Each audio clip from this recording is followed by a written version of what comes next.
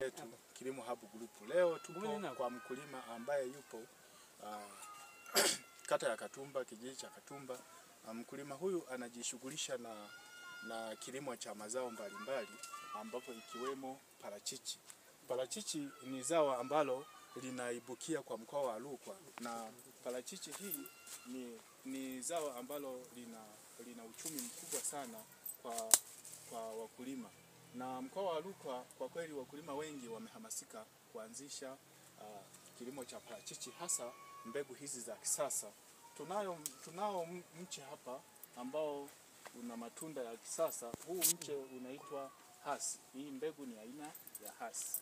Sasa changamoto kubwa ambayo anapitia huyu mkulima ni kwamba mche tayari una matunda na maua kama unavyoona mpenzi mtazamaji, lakini matunda haya yameshaanza kudondoka.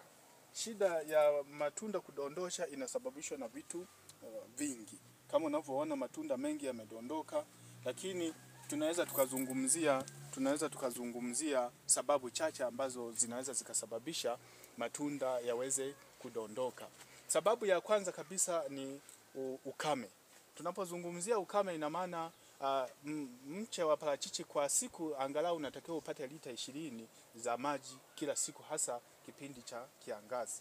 Lakini kwenye swala la ukame, huyu mzee naona yeye amelidhibiti kwa sababu unyevu upo wa kutosha na maji yanatiririka kila siku. Sababu ya pili ya kudondosha matunda mche au maua ni ukosefu wa virutubisho.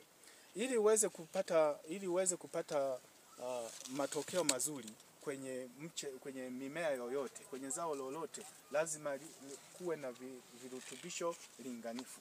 Kwenye upande wa parachichi, maua yanapoanza huwa tunapulizia mbolea ambazo zinaweza zikasaidia kushikilia maua, lakini kushikilia matunda. Sisi tunayo mbolea inaitwa Shamba Glow. Shamba Glow ni mbolea ya asili, yani ni organic. Hii mbolea ina kazi nyingi. Kazi mojawapo ni kuweka virutubisho linganifu. Kuna boron, kuna calcium, kuna magnesium, kuna NPK, kuna nitrogen, kuna phosphorus, kuna potassium, kuna boron na virutubisho vingine vingi. Kwa kifupi, ina virutubisho linganifu ambavyo vinaweza vikafaa kuhakikisha mmea wako unakuwa na matunda ya kutosha, lakini unakuwa na uhimilivu wa kushikilia matunda na maua yasidondoke kiurahisi. Sababu ya tatu, kudondosha maua, mmea wenyewe unakuwa unapunguza uzito, kwa sababu mmea unatoa maua mengi na kila ua sio lazima kila ua litoe matunda. Imagine kila ua likitoa matunda, ina maana mti utaelemewa, utashindwa kubeba yale matunda. Kwa hiyo sababu nyingine ya kudondosha matunda au maua ni kupunguza uzito wa yale matunda, kusudi ule mti usielemewe na uzito. Mpenzi mtazamaji wa YouTube channel yetu,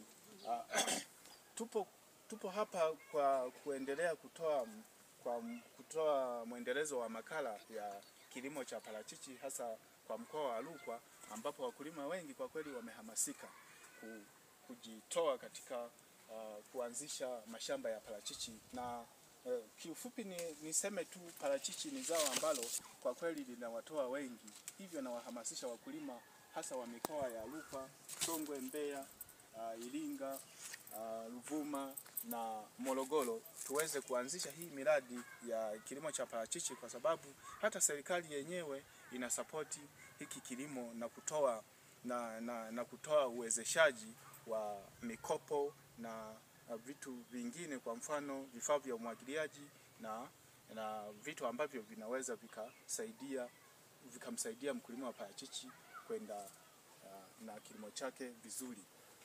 Tunaweza tukaongea mambo mengi sana kuhusu kilimo cha parachichi, lakini nitaomba unipigie simu kupitia simu namba 0622 98 58 81. Hii namba pia inapatikana WhatsApp kwa wale wenye simu janja au smartphone. Karibuni sana. Asante.